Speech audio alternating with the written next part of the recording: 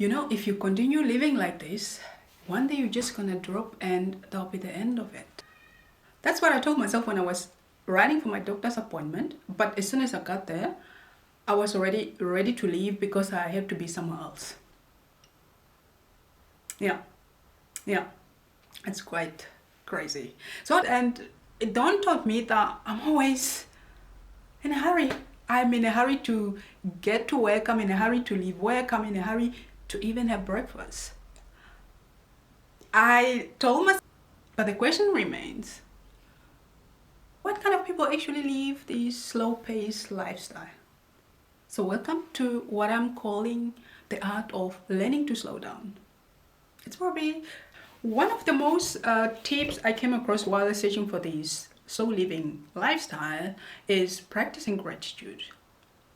Which is crazy because I'm always in a hurry. I hardly notice things. I hardly pay attention to things that really I would be grateful for. Maybe I'm grateful for the bus that's coming on time. I'm grateful that I arrive. Let's write down first. Dear God, where do I start? Today is Friday. Well, I'm grateful for the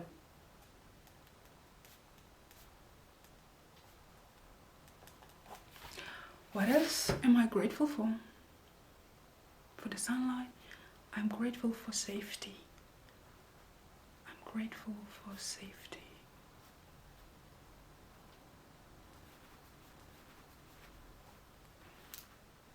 I'm not going to lie to you.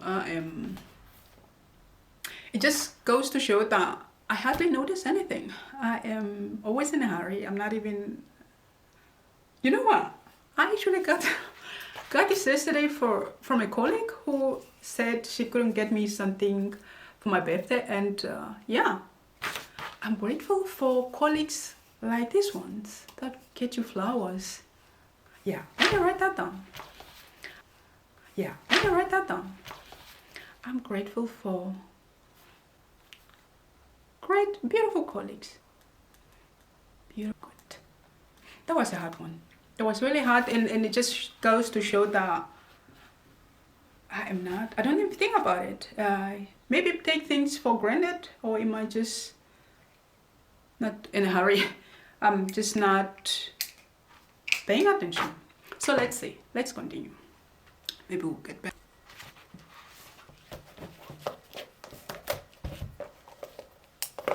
Somewhere in the internet, somebody said, you can just start by not having so many to-dos in a day, in a task.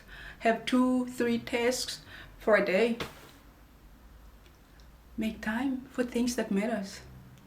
But how do you differentiate what is important, what's not important at the moment? Today, we are going to give it a try. Another tip I found very, very often online was this idea of single tasking. Only doing one task at a time. So I'm going to try it. Like I want to clear my dishwasher, but then I'm also thinking about what's for dinner. Maybe I have to, all of a sudden I have to make also orange juice. I have to make something with ginger because it's running a little bit, it's getting a little bit wiltier. So it's a challenge for me, and I will try it. Let's try only doing the dish, clearing the dishwasher.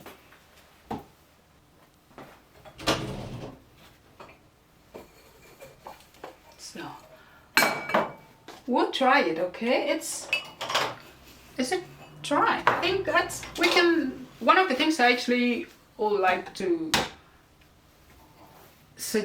emphasize is that we can actually learn, we all can learn something, I hope. But I did it.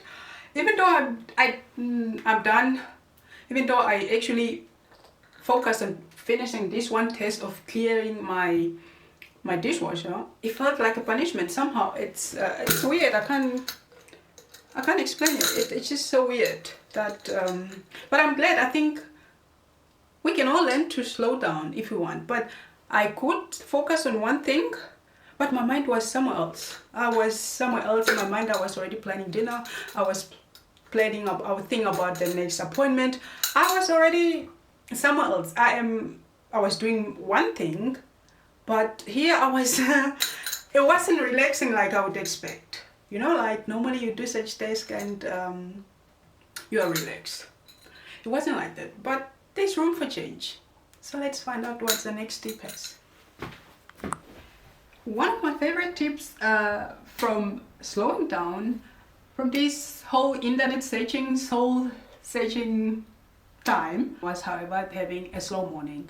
I know I think I can do that. I just have to sit down, grab some tea, grab my favorite book, and try not to think about the next appointment or next task or whatever that's going to happen in the next hour or so. I think this is one of my favorite. I just feel like the idea or the challenge here is to really slow down. Like, can I really just read? And we're just going to try it. Let's just try slowing down, having a quiet morning. Yeah.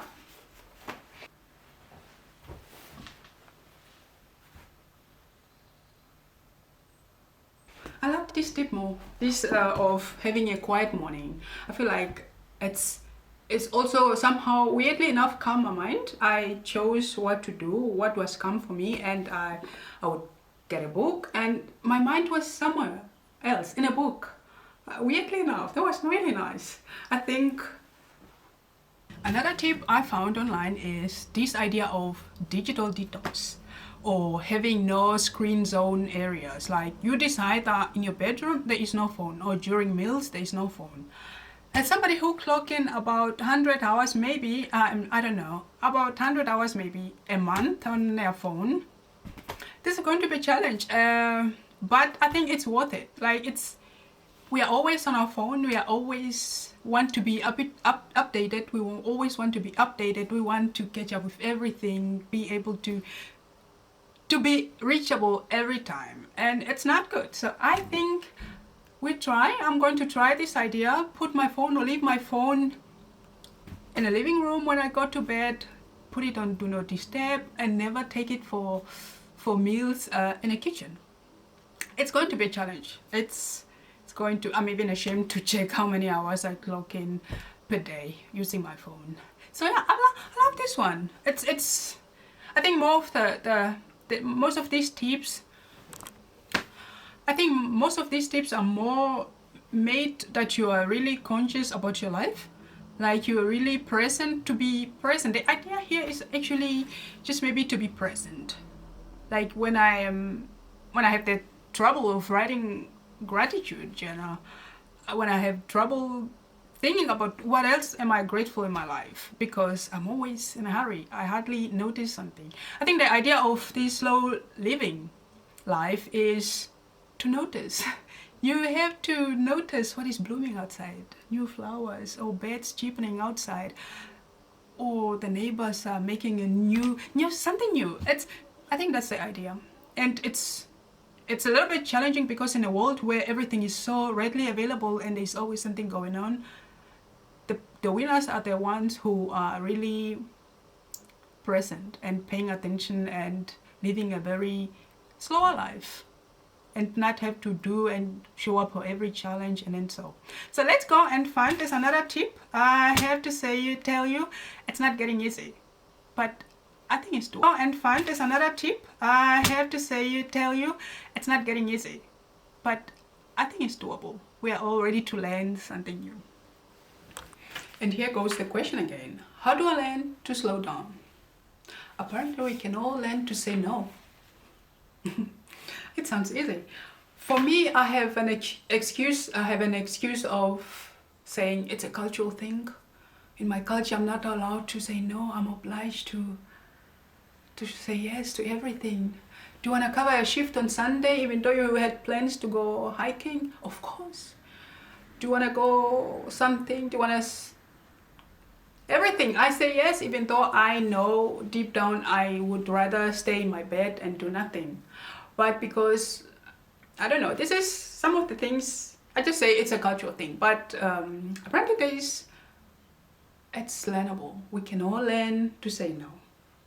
So where do I start? I have to start. We all can practice. So where do I start? Maybe I have to start with no to myself. I'm not staying late up night. No, I'm not going to multitask. No, I'm not bringing my phone in my bedroom. I think it has to start with me. It has to start with myself inside, the things that I deny myself, that I start denying everybody else. No, I'm not going to eat dinner at 10 p.m. No, I am not going to unblock them. It's a lot of work, but apparently there are some people who are already living like that. So if somebody else had done it already, so here's everything I learned from all these tips online about slow living, and so it's learnable. We can all learn to slow down, but you have to consciously decide that you want to change it. This is the lifestyle you want. You want to stop and smell the roses and really be present in your own life. Because if you're not present in your own life, it's not alive, is it? It's just, you're just participating, and you are like a audience in somebody else's life. So see you guys, and thank you for tuning in. We are all on this journey together to just better ourselves every day, one step at a time. Even if it means deciding not to bring our phones in the bedroom, or not to bring our phone and to use our phone during the lunchtime, or just saying no, or just learning to say no to things. Really, yeah, it's simple things, and it's a lifestyle. You really have to choose it. Yeah. Thank you for watching, and I'll see you next time.